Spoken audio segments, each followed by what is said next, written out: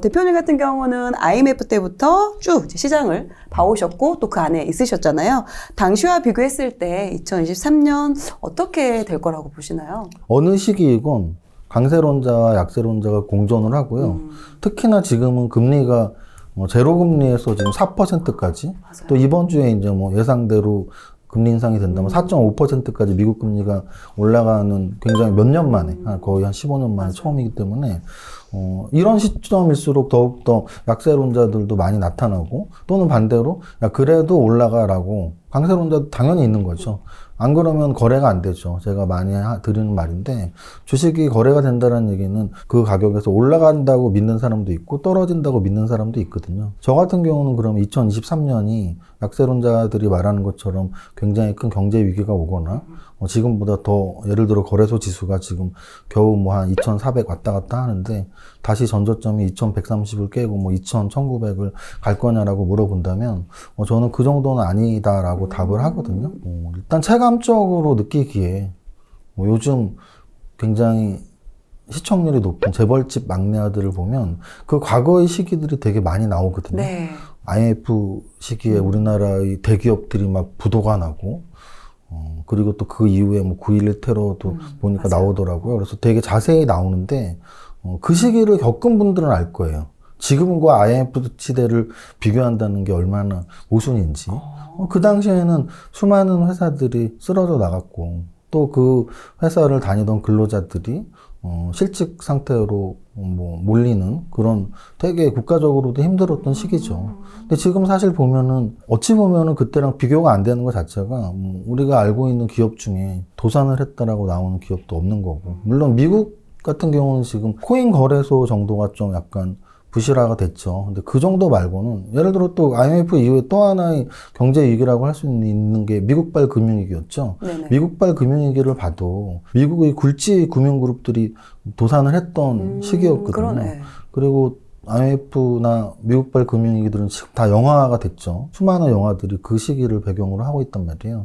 그럼 과연 지금 2022년 우리 시기는 그 정도의 시기인가 했을 때 저는 당연히 아니라고 보고요. 물론 사후적으로 더 위기가 올진 모르지만 지금 상황으로는 당연히 그 정도의 위기가 아니고요. 지금 많은 분들이 위기라고 생각하는 이유는 다 금리가 올랐기 때문이거든요. 금리가 제로에서 5%까지 올랐기 때문인데 사실은 역사적으로는 금리가 오른 시기는 꽤 있습니다. 그래서 한 3년 동안 4%, 한 2년 동안 3% 이렇게 오른 적은 여러 번 있었고요. 다만 이제 이번 금리 인상은 좀 달랐던 게 굉장히 단기간이죠. 올해부터 시작됐으니까 만약에 12월 달에 0.5% 인상이 된다면 미국 기준으로는 1년 만에 4.5% 또는 내년 상반기까지 좀 더 올라간다면 5% 5.25, 5.5까지도 이하이가 나오는데 그 정도 금리 인상은 다른 시기보다는 좀 단기간에 많이 오른 편이긴 해요.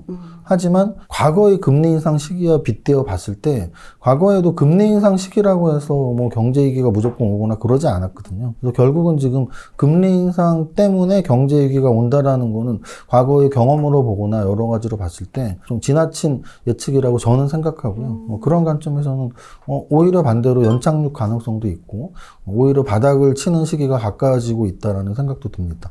눈에 띄게 어디 기업이 망한다거나 이런 거는 눈에 보이지 않는 것 같아요, 확실히. 네. 근데 요즘 또 이제 신문을 보면은 이제 PF와 관련돼서 자금 조달이 어렵다 보니까 네. 지방의 건설사들이 네. 존폐 위기에 처해 있다. 네. 이런 이야기 그런 뉴스를 또 보다 보니 네. 또 괜히 또 불안감을 느끼지더라고요. 일단은 이제 말씀하신 거는 좀 주식시장하고는 약간은 제가 구별해서 설명을 드리면요. 물론 이 월급쟁이 부자들은 부동산에 굉장히 강하신 패널 분들도 굉장히 많기 때문에 저는 그냥 얕은 지식으로 말씀을 드리면 주식 같은 경우는 주식시장 같은 경우는 좀 선행 지표들이에요. 그래서 실제 경기보다 좀 빨리 움직이는 부동산 시장 같은 경우는 동행 지표거든요. 그래서 부동산 시장은 경기와 함께 움직이는. 그래서 지금 같은 경우에 사실 경기가 안 좋을 수밖에 없죠. 왜냐면은 금리를 올리고 있는 시기는 경기를 안 좋게 하기 위해서 금리를 올리는 거거든요. 금리를 올린다는 거는 결국 목적은 하나입니다. 물가를 잡기 위해서거든요. 근데 물가도 잡고 경기도 좋으면 좋지만 이거는 이제 두 마리의 토끼인 거죠. 그래서 금리가 올라갈 때는 물가가 잡히지만 경기가 안 좋고 금리가 내려갈 때는 물가는 올라갈 수도 있지만 경기가 좋고 그럼 지금은 금리 인상 시기니까 물가를 잡기 위한 거지만 경기는 안 좋을 수밖에 없죠. 그러면 경기 동행 지표인 부동산 시장은 당연히 안 좋죠. 언제까지 안 좋을까요? 제가 보기에는 금리가 정점을 찍고 내려간다는 신호가 나오기 전까지는 안 좋을 수 있습니다. 왜냐하면 말씀하신 것처럼 PF가 막히는 이유는 이 고금리를 버텨낼 수가 없기 때문이에요. 시행사들이 버틸 수 없기 때문에 당연히 시공사들도 참여할 리가 없고, 참여하면은 공사 대금을 못 받으니까. 그러면 좀 약간은 부동산 시장은 좀 더 주식시장보다는 늦게 좋아질 확률이 있고요. 반면에 주식시장 같은 경우는 아까도 말씀드렸지만 경기 선행지표이기 때문에 내년 상반기에 경기가 안 좋아? 부동산 시장도 안 좋아? 그러니까 바닥을 지금쯤 치지 않을까라고 말씀을 드리는 거죠. 보통은 주식시장이 경기보다 한 6개월에서 1년 정도 먼저 움직이거든요. 만약에 내년 하반기가 경기 저점이라면 주식시장은 지금 바닥이어야 하고요. 반대로 부동산 시장 같은 경우는 내년 하반기가 경기 저점이라면 그때까지도 활성화가 안 될 확률이 있죠. 그렇게 말씀을 드리겠습니다. 그럼 지금 또 이제 대표님 같은 경우도 GDP와 관련해서 또 말씀을 해주신 부분이 있더라고요. 그 GDP와 또 뭐 주가 이런 코스피와 또 어떤 관련이 있는 건가요? 지금 방금 전에 말씀드린 거랑 뭐 연관해서 짧게 말씀드리면 제가 방금 전에 말씀드렸던 물가라는 거를 나타내는 게 뭐 미국으로 치면 PPI, CPI 이런 게 이제 물가 지수들이고요. 방금 전에 또 제가 말씀드렸던 경기가 좋다 안 좋다, 경기 저점 고점이 바로 경기를 나타내는 지표 중에 가장 확실한 거는 GDP죠. 제가 대학 때 경제학 배울 때 뭐 한 꽤 오래 전에 사실 GNP 했었는데 지금은 GNP 시대가 아니고 GDP 시대입니다. 그래서 GDP가 좋냐 안 좋냐가 이제 경기를 나타내는 척도고요. 그러면 지금 같은 경우에 보면 올해 지금 3분기, 뭐 4분기 실질 GDP는 지금 거의 마이너스거든요. 실질 GDP가 마이너스라는 이유는 근거는 뭐냐면 지금 GDP는 명목 GDP가 조금씩 오른다 할지라도 물가가 너무 높기 때문에 물가 지수를 고려하면 실질적으로는 나아진 게 없다라는 뜻이에요. 그래서 이미 올해 한 하반기부터는 경기가 지금 좀 위축되고 있고요.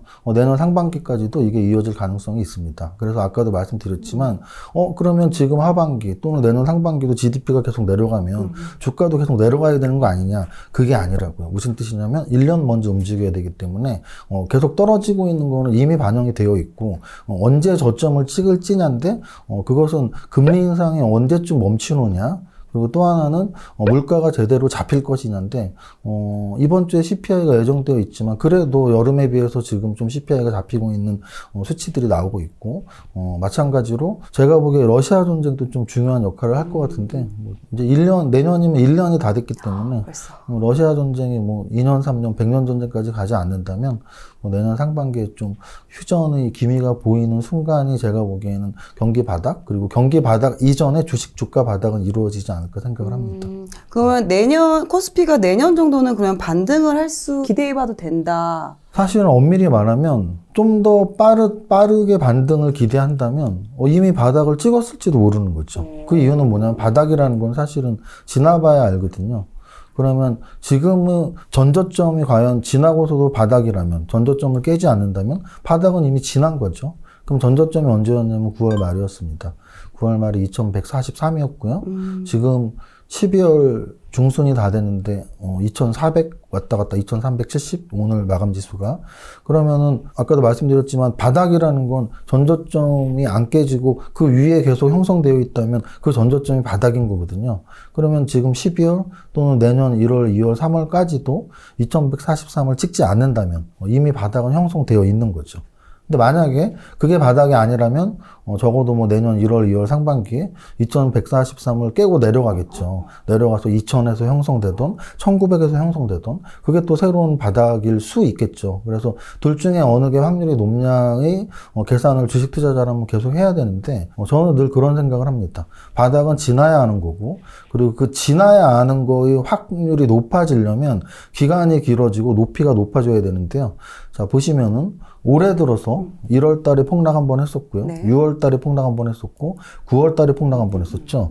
6월의 폭락과 9월의 폭락은 정확히 3개월이었거든요. 그럼 지금 9월 폭락 이후에 제가 말한 폭락은 다 전저점을 깨는 폭락이었죠.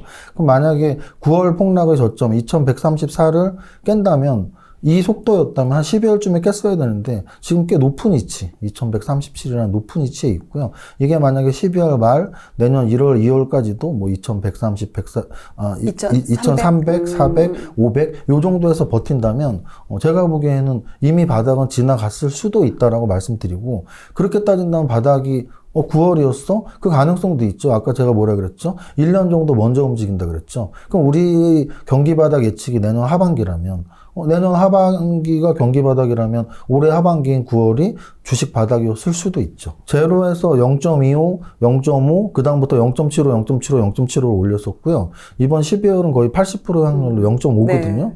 그리고 나서는 지금 4.5까지 올라간 다음부터는 아까도 말씀드렸지만 뭐 한 5, 5.25, 5.5 요 정도 예상하고 있기 때문에 4.5에서는 추가적으로 한 0.5나 0.75 정도니까 0.75는 지금 올해만도 0.75를 3번이나 그쵸, 올렸거든요. 맞아요. 네. 근데 그 정도가 만약에 최고치라면 금리 인상은 거의 끝까지 도달한 거고요. 이제 그 다음의 문제는 연준의 스탠스가 과연 금리를 언제 떨어뜨리냐 아니면 유지를 할 것이냐인데, 그거는 뭐 지나봐야 아는 거니까 미리 예측할 필요는 없을 것 같습니다. 그래도 여전히 금리가 오르고 있기 때문에 네. 이러한 부분들로 인해서 그런 코스피 시장 이런 거를 이렇게 접근하기가 네. 좀 어려움을 느끼고 있었던 거거든요. 그럼 또 여기서 제가 이런 말씀을 드리면 되죠. 금리가 오르고 있었기 때문에 접근이 어렵고 만약에 계속 주가가 떨어질 거라는 심리적 부담이 있다면 우리 거래소 지수가 언제 고점이었는지 확인하면 됩니다. 언제 고점이었냐면 작년 7월에 고점이었거든요. 네. 작년 7월 3,370 뭐 요 정도가 고점이었거든요. 작년에는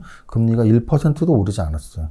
언제부터 올랐죠? 올해 2월, 3월, 네, 올해 상반기부터 맞아요. 올랐죠. 올해 상반기부터 금리가 오른다라는 걸 작년 여름에도 우리는 알고 있었죠. 그래서 6개월 먼저 지수가 떨어진 거죠. 이렇게 보시면 돼요. 금리가 오르기 전부터 떨어졌기 때문에 금리가 정점을 치기 전에 바닥을 칠 수도 있다는 말씀을 계속 드리는 거고요. 이거는 결국은 주식시장은 경기 선행 지표이기 때문이다라고 말씀을 드리는 그런 겁니다. 부분들이 이미 좀 선반영이 돼 있다. 네. 그렇다면 지금 내년에 2023년에 우리가 좀 더 좀 눈여겨봐야 할 그런 섹터가 있다면 어떤 게 있을까요? 사실 1순위는 이 시총이 큰 업종들이 있어요, 우리나라에. 가장 큰 업종이 이제 반도체고요. 네. 삼성전자, SK하이닉스가 있으니까. 두 번째 큰 업종이 최근 한 3년 동안 치고 올라온 건데요. 2차 전지 섹터가 있습니다. 그래서 LG 에너지솔루션, 삼성 SDI, 또 코스닥의 뭐 에코프로비엠, LNF 이런 거의 시총을 다 합치면은 자동차보다는 확실히 시총이 커진 것 같아요. 그래서 우리나라의 현재 2위 산업은 2차 전지라고 저는 생각을 해요. 시가총액이 우리 산업의 지용도를 나타내거든요. 우리가 반도체 국가라고 말하는 이유는 삼성전자가 300조기 때문이에요. 지금 LG에너지솔루션이 100조가 넘어갔고, 삼성 SDI도 계속 시총 5위, 6위 안에 들어있기 때문에, 그리고 코스닥 쪽에서는 탑10 안에 2차 전지가 3종목이나 있기 때문에 2차 전지가 우리나라의 2위 업종이고요. 3, 4위 업종까지 꼽자면 한 자동차하고 제약바이오 정도 될 것 같아요. 그래서 이들 중에서 만약에 1순위를 꼽으라면 저는 2차 전지라고 봅니다. 올해의 움직임도 그랬고, 그러니까 이게 성장 산업이라는 건 강세장에서 지수보다 훨씬 빨라야 되고요. 약세장에서도 잘 버텨줘야 되거든요. 방금 제가 말씀드렸던 업종들 중에서 거기에 해당되는 업종은 2차 전지였어요. 무슨 뜻이냐면 코로나 직후에 작년 여름까지 가장 강하게 올랐던 업종이 2차 전지고요.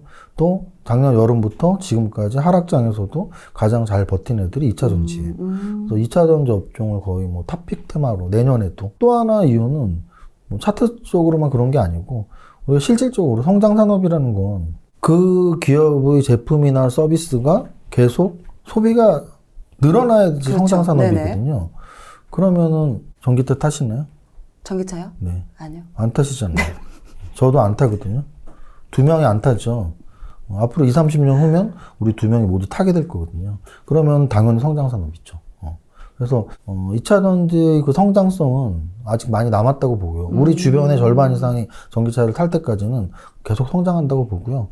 또 하나는 최근에 좀 흔들림이 있었어요. 네. 최근에 흔들림은 IRA 때문이었거든요. 미국의 IRA 때문에 오히려 좀 중국 2차 전지 업체를 죽이기 위한 미국의 IRA 때문에 우리 2차 전지 산업이 좀 몇 달 동안 좋았었고, 또 그 반면에 이제 그게 좀 꺾이면서 최근에 좀 이렇게 한풀 꺾인 모습인데, 그 미국의 IRA는 좀 세부적인 재료라고 저는 보고, 큰 틀에서 본다면 세계적인 2차 전지 산업은 계속 성장할 것이다. 그래서 첫 번째, 토픽으로 꼽자면 2차 전지 산업을 꼽을 수가 있겠네요. 네. 실제적으로 저희 집이 이제 차를 바꿔야 돼서 전기차를 지금 주문을 해놨어요. 근데 1년을 기다리래요. 1년을 기다리니까 저희 남편이 그래? LG 에너지 솔루션을 사야겠는데 하면서 주식을 사더라고요. 정말 너무나 네. 1차적인 뭐 그런 게 이제 또 생활 속의 종목 발굴법일 수도 있겠죠. 아, 그런가요? 그래서 뭐 2차 전지 섹터를 만약에 이제 뭐 고민하시는 분들이라면 뭐 대형주와 중소형주 또는 뭐 배터리 완성품 업체랑 뭐 부품 업체들이죠. 뭐 양극재, 음극재, 전해질. 그래서 뭐 대형주는 누구나 아시다시피 LG 에너지 솔루션이나 삼성 SDI 중에서 고르시는 게 가장 타당해 보이고요. 반면에 이제 그 밑에 있는 강소기업들, 뭐 중형주들 급에서 고른다면 코스닥에서 뭐 시총이 높은 애들이 꽤 있잖아요. 에코프로 BM, LNF, 첨보, 뭐 대주전자재료, 코스모 신소재, 뭐 이런 애들 한번 쭉 재무제표를 비교해 보면서 나한테 맞네? 뭐 이렇게 접근하시면 되고, 최근에는 2차 전지가 워낙 좋은데 장은 좀 안 좋으니까 테마주의 성격으로 막 강하게 올랐던 애들이 있죠. 리튬 관련주들이 올랐었거든요. 리튬 관련주들이 지금 한풀 다 꺾였는데 그게 그냥 테마성으로 끝날지 다시 한번 움직일지도 한번 체크해 보시고, 리튬 관련주랑 또 연결해서 본다면 폐배터리가 있거든요. 폐배터리 쪽도 한번 보시고, 뭐 이렇게 보시면 2차 전지는 큰 틀에서 종목 분석을 아마 하시면 될 것 같습니다. 그러니까 유튜브에 거의 매일 관심 종목을 이렇게 올려주시잖아요. 네. 그거 꾸준히 봐도 도움 많이 되겠네요. 사실 제가 유튜브에서 말하는 관심 종목은 그 종목이 좋다 안 좋다가 아니고 그 종목을 통해서 시장을 어느 정도 이해할 수 있는지에 대한 이야기예요. 그래서 예를 들어 이런 거죠. 오늘의 관심 종목은 CJ E&M이었는데 그 종목이 좋다 안 좋다가 아니라 CJ E&M 하면 사실 CJ 오쇼핑하고 합병을 하면서 되게 무거운 한 2조짜리 엔터주죠. 우리 CJ E&M 모르시는 분 없을 거 아니에요. 뭐 TVN, 네. 뭐 엠넷 다 채널, 다수의 채널을 운영하는. 근데 CJ E&M이 오늘 막 7% 올랐어요. 또는 스튜디오 드래곤도 오늘 7% 올랐어요. 그럼 이 종목이 좋다 나쁘다가 아니라 왜 이 종목에 관심을 가져야 되냐면 이렇게 2조 이상짜리 엔터주들이 잘 움직여? 왜? OTT 업체들이 요즘 좋잖아. OTT 업체들은 왜 좋은데? 예를 들어 이런 거예요. 아바타 2가 이번 주 개봉을 하거든요. 그러면 예매율이 이미 1등이래요. 그럼 아바타 2랑 관련된 뭐 메타버스랄지 VF 신기술이 있는 애들 또는 재벌집 막내 아들이 굉장히 시청률이 높대요. 네, 재밌어요. 재밌나요? 송중기 씨가 좋은 건 아니고요. 아니에요. 내용이 참 좋더라고요. 사실 저는 그 드라마 보면서 다큐멘터리처럼 보고 네, 있어요. 재밌어요. 그래서 아이들하고 같이 보기에도 좋더라고요. 왜냐하면 저는 면에서도. 그 시기를 겪었던, 특히 주식 투자를 하면서 겪었던 사람이기 때문에 거기에 나오는 모든 소재들이 맞아. 다 기억이 아주 반짝반짝 날 정도로 좀 보고 있는데, 어쨌든 그런 재벌집 막내 아들을 포함한 요즘에 최근에 넷플릭스뿐 아니라 디즈니 플러스나 뭐 티빙이나 이런 여러 가지 OTT 업체에 제공하는 드라마, 영화를 제작하는 회사들, 이런 회사들이 최근에 움직임이 좋거든요. 그런 관점에서는 아까 제가 업종 말씀드린 것 중에 2차 전지를 굉장히 글로벌한 성장 산업이라고 말씀을 드릴 수 있다면, 이런 엔터주들은 세계가 같이 움직이는 게 아니고 우리나라의 특성이죠. 우리나라의 엔터주들은 아직도 갈 길이 있겠구나. 왜냐하면 하이브라는 굵직한 엔터사가 생긴 지 몇 년 안 됐거든요. 그러면 제2의 하이브 같은, 제2의 BTS 같은, 또는 제2의 오징어 게임 같은 이런 드라마, 영화 또는 아이돌 그룹들이 계속 탄생할 여지가 있다는 얘기죠. 그래서 우리나라의 특성상 엔터주도 굉장히 관심 가져야 할 만한 성장 산업 업종이라고 보고 있습니다. 이렇게 급등을 하면 오히려 이게 지금 비싸진 거 아닐까? 이렇게 생각이 들 수도 있는데 그게 아니네요. 이제 그거는 이제 어찌 보면은 성장 산업의 한계를 미리 긋는 건데요. 그렇게 따진다면 사실 전기차 관련주들은 2018년에 급등을 했었어요. 2018년에, 2017, 18년에 삼성 SDI가 모든 대형주 중에 제일 빨리 올랐었거든요. 다른 대형주들 뭐 10% 움직일 때 삼성 SDI가 한 2배 올랐었거든요. 그럼 그 2배가 끝이었냐? 전기차의 시작을 알렸던 거죠. 지금 2018년부터 지금 2022년까지 한 4년 됐거든요. 아직까지도 전기차는 성장되고 있고 또 앞으로도 몇 년 동안 더 성장될 거란 얘기죠. 그래서 산업이라는 건 사실은 뭐 한 달 올랐잖아. 뭐 일주일 올랐잖아 갖고 될 건 아니거든요. 그래서 적어도 1년, 몇 년 이렇게 봐야 되니까 충분히 가능성이 있다고 봅니다. 2차 전지 그리고 또 엔터주도 또 좋게 보시는 거네요. 네. 또 그와 관련된 또 이제 종목들도 있을 네, 것이고. 아까 제가 2차 전지를 좀 이렇게 세분해서 말씀드렸다면, 뭐 엔터주도 마찬가지예요. 이제 아이돌 그룹이 소속되어 있는 이런 기획사들, 하이브가 일단 시총이 가장 크고, 그 다음은 하이브가 상장되기 전부터 있었던 기획 3사들이죠. JIP, SM, YG. 그래서 이 정도가 이제 기획사를 대표하는 기업들이고요. 이제 OTT 업체 쪽에서는 아까 이미 말씀드렸지만 시총이 큰 애들은 스튜디오 드래곤, 뭐 CJ ENM, J 컨텐츠리 중앙, 요 정도가 시총이 좀 있고, 나머지 이제 뭐 또 1, 2천억짜리, 뭐 이렇게 움직이고 있는 거죠. 또 이제 주식에 관심 많으신 분이라면 좀 궁금해할 질문인데, 2022년 12월을 기준으로 봤을 때, 현재 가장 많이 떨어진 섹터는 그럼 어떤 건가요? 제약바이오를 꼽고 싶네요. 일단 제약바이오 같은 경우는 많이 떨어진 이유가, 일단 코로나 이후에 단발성으로 제약바이오에서 있었던 애들이 코로나 관련주들, 그러니까 코로나 치료제 또는 코로나 백신, 뭐 마스크 관련주 또는 검진 진단 관련주들이었는데요. 그게 이제 이게 테마가 슉 불다 끝나니까 다시 원위치가 되고 이런 애들이 꽤 많았고, 또 하나는 좀 금리 인상 시기잖아요. 네. 아까도 말씀드렸지만 이제 올해 1년도 안 되는 시간 동안 뭐 거의 4%까지 이제 12월 달에 올라오면 4.5까지 올라온 금리 인상, 아주 단기간에 급하게 금리 인상을 한 시기인데요. 저금리 시대, 제로 금리 시대의 그런 성장주들 또는 이익이 지금은 발생하지 않지만 미래의 이익이 발생할 가능성이 높은 기업들, 이런 기업들이 좀 각광을 받는다면, 그 반대로 금리 인상 시기에는 좀 이익이 나고 있는 회사들, 반대로 이익이 없이 몇 년 후에 많이 날 거야 하는 주가 평가를 제대로 못 받는, 그래서 그런 지금 현재 이익이 없는 대표적인 성장 산업이 제약바이오일 확률이 높았어요. 특히 신약개발 업체들은 대부분이 그렇죠. 신약개발 업체들은 지금은 이익이 안 나지만 신약개발에 성공했을 때 이익이 나는 건데 그게 1, 2년에는 되는 게 아니거든요. 그래서 제약바이오 업체들은 좀 쭉 빠져 있는 애들이 꽤 많이 있고요. 보면 소비주들. 왜냐면은 코로나라는 게 지금 우리의 소비 행태를 좀 바꿨잖아요. 그래서 여행도 못 다니고 면세점도 안 가고 온라인으로 웬만한 것들을 다 하고, 그래서 이제 반대로 그런 소비주들은 사실 최근에 좀 움직임이 나오고 있습니다. 그래서 뭐 LG생활건강이나 아모레퍼시픽 이런 종목들이 좀 최근에 움직임이 나오는 이유가 중국에서 코로나 완화 정책으로 조금씩 이제 회귀하고 선회하고 있기 때문이죠. 코로나 피해주였던 그 종목들이 이제 위드 코로나 관련주로 해서 조금씩 이제 움직임이 있죠. 그래서 코로나 시기에 제가 보기에 제일 많이 빠진 두 가지 업종을 꼽으라면 소비주들, 제약바이오주들, 그 정도 볼 수 있을 것 같습니다. 말씀하신 것 중에 중국 봉쇄가 이제 완화가 되면서 그런 그 실적 개선이 기대되는 그런 종목들, 말씀하신 그 화장품이나 이런 부분들이 그럼 좀 눈여겨볼 필요가 있을까요? 저는 그 중에서 일단 화장품 관련주들이 제일 좀 차트가 괜찮아 보이더라고요. 그리고 또 하나는 차트뿐 아니라 코로나가 이제 내년이면 3년이 되는데요. 그 3년 전에 코로나 이전에도 좋은 업종이었니? 저는 그게 더 중요한 포인트라고 보는데, 사실 항공이나 뭐 호텔 이런 업종들은 3년 전에도 코로나 이전에도 그렇게 각광받는 산업은 아니었어요. 근데 저는 화장품 관련주는 3년 전에는 꽤 맞아, 비쌌어요. 성장 산업이었거든요. 그래서 만약에 코로나가 종식이 되거나 또 위드 코로나 시대가 중국에서 열린다면 화장품 관련주도 좀 가장 유망한 업종이 아닌가 생각을 합니다.